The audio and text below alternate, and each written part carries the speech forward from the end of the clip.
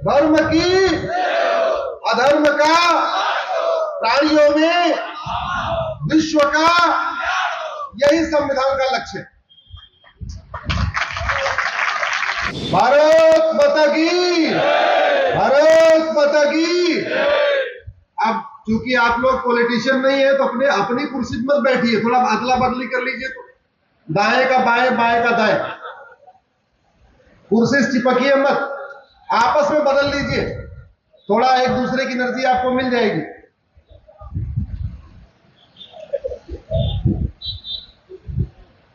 देखिए,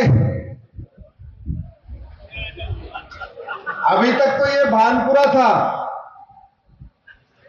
आज श्री राम टावर लगने के बाद ये हनुमानपुरा हो गया। तो अब आप लोग आम भाषा में इसको भानपुरा की बजाय सरकारी रिकॉर्ड में चलने दीजिए, आपस में आप इसको हनुमानपुरा भी कह सकते, और कुछ दिन लगातार हनुमानपुरा कहेंगे, हनुमानपुरा कहेंगे, हो सकता है विधायक जी का इस पे ध्यान जाए तो हनुमानपुरा भी हो जाए।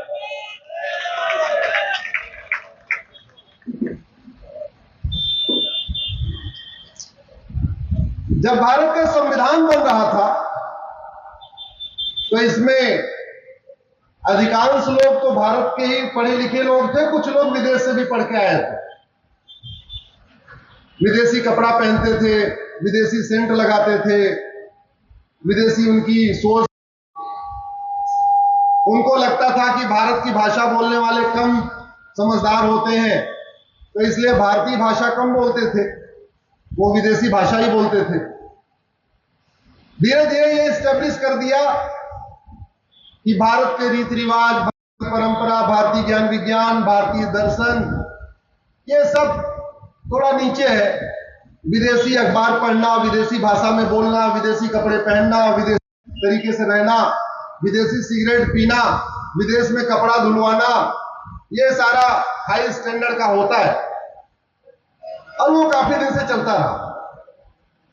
लेकिन इस संविधान सभा में जब ये तय हुआ भाई हम स्वतंत्र हो रहे हैं, हम एक संविधान बनाने जा रहे हैं, इस संविधान का लक्ष्य क्या है?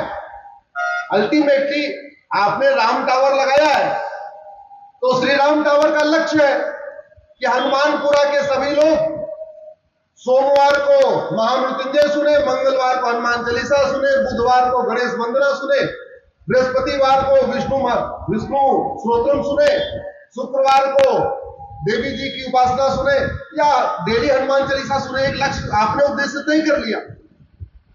तो ऐसे ही संविधान सभा में भी तय हुआ, और जो भारत के रहने वाले थे, भारत की मिट्टी में पढ़े लिखे लोग थे, उनका कहना था इस संविधान का लक्ष्य है, मेरे साथ जोर से बोलिए, धर्म की अधर्म का प्राणियों में विश्व का, यही संविधान का लक्ष्य है।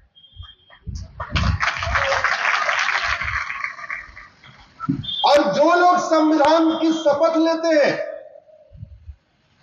इस संविधान के शेड्यूल 3 में शपथ बनी हुई है, वो शपथ कौन कौन लेता है?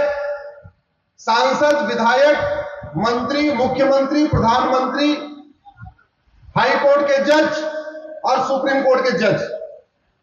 और वो शपथ क्या लेते हैं? जो शपथ लेते हैं मैं वही पढ़ के सुना रहा हूं आपको। मैं ईश्वर की शपथ लेता हूं। किसकी शपथ लेता हूं? ईश्वर की।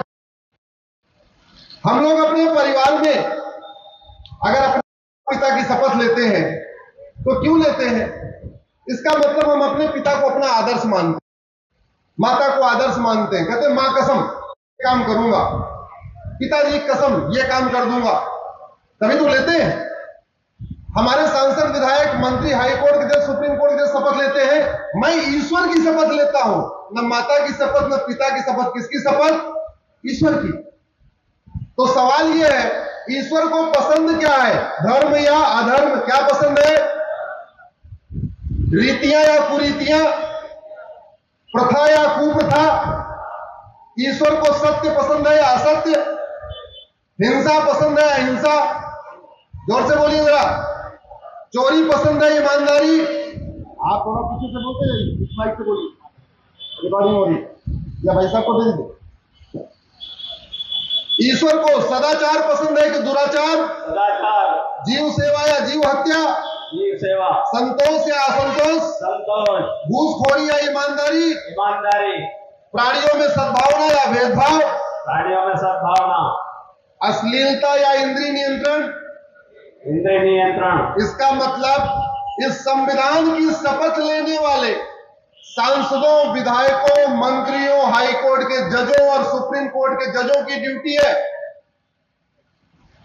ऐसी व्यवस्था बनाए, ऐसा नियम कानून बनाए, ऐसी शिक्षा व्यवस्था लागू करे जिससे भारत की संस्कृति का प्रचार प्रसार हो, सनातन धर्म का प्रचार प्रसार हो, सनातन शिक्षा का प्रचार प्रसार हो, वसुधैव कुटुंबकम का प्रचार प्रसार हो, नारी तू नारायणी का प्रचार प्रसार हो, यत्र नारंती जीव, जहां पे नारी की पूजा होती है वहां देवता निवास करते हैं, इस भावना का प्रचार प्रसार हो। लेकिन ठीक इसका उल्टा हो रहा है। एक दक्षिण भारत का मंत्री कहता है सनातन धर्म तो डेंगू मलेरिया है। दूसरा एक महाभ्रष्ट जो 2G घोटाले में शामिल था वो कहता है सनातन धर्म HIV है, कोढ़ है। पहली बात तो ये जितने ओट जीवी और नोट जीवी जिंदा हैं, ऐसी बात कहने के लिए अगर हमारा जुडिशियल सिस्टम अच्छा होता, हमारे कानून अच्छा होता, तो आज ये सारे तिहाड़ में होते, बाहर सनातन धर्म को कोड बताने के लिए बच्चे ही नहीं होते। अगर ये बाहर घूम रहे हैं केवल इसलिए कि हमारे कानून सारे विदेशी चल रहे हैं, 1860 का इंडियन पिनल कोड चल रहा है, 1861 का पुलिस एक्ट चल रहा है, 1872 का एविडेंस एक्ट चल रहा है, मुकदमे 30 साल 40 साल चलते रहते हैं, मुकदमे का फैसला नहीं होता। नहीं तो ये जितने सनातन को खत्म करने की बात कर रहे हैं, कोई 10,000 करोड़ की बेनामी संपत्ति का मालिक है, कोई 20,000 करोड़ की बेनामी संपत्ति का मालिक है, किसी के पास 500 पेट्रोल पंप है, किसी के पास हजार एकड़ के खदाने हैं। ये सब काला धन रखने वाले काले कुबेर हैं। ये जिंदा है अगर धरती पे, ये तिहाड़ के अंदर नहीं है तो केवल इसलिए हमारे कानून घटिया हैं। इसलिए मैं इस बात को लेकर संघर्ष कर रहा हूं। हमें सनातन विरोधियों को निपटाना है, उनको तिहाड़ में डालना है। इसलिए सबसे पहले पुलिस रिफॉर्म, जुडिशियल रिफॉर्म होना चाहिए। ये तिहाड़ के अंदर सड़ते रहेंगे, वहीं राम राम करेंगे, वहीं हनुमान चालीसा पढ़ेंगे। ये बाहर रहेंगे तो कभी ये कोढ़ बताएंगे, कभी ये HIV बताएंगे, कभी डेंगू बताएंगे, कभी मलेरिया बताएंगे। दूसरा, सनातन धर्म को खत्म करने का मतलब इस संविधान को खत्म करना है। यह भारत का संविधान सनातन मूल्यों पर आधारित है। संविधान कहता है इक्वलिटी, सब लोग एक समान हैं। बाइबल नहीं मानता कि सब पूरे इंसान एक समान है। कुरान नहीं मानता कि सब एक समान है। केवल वेद पुराण कहता है, भगवत गीता रामायण से में लिखा हुआ है कि सभी इंसान एक समान है। जिनके अंदर आत्मा है वो परमात्मा है और सब एक समान है। ये कहां से आया? इक्वलिटी वाला कॉन्सेप्ट हमारे सनातन धर्म से आया। यह संविधान कहता है महिला पुरुष एक समान है। बाइबल बिल्कुल नहीं मानता कि महिला पुरुष एक समान होते। कुरान बिल्कुल नहीं मानता कि महिला पुरुष एक समान होते हैं। केवल वेद पुराण लिखा हुआ है कि महिला केवल समान नहीं होती बल्कि नारी तो नारायणी होती।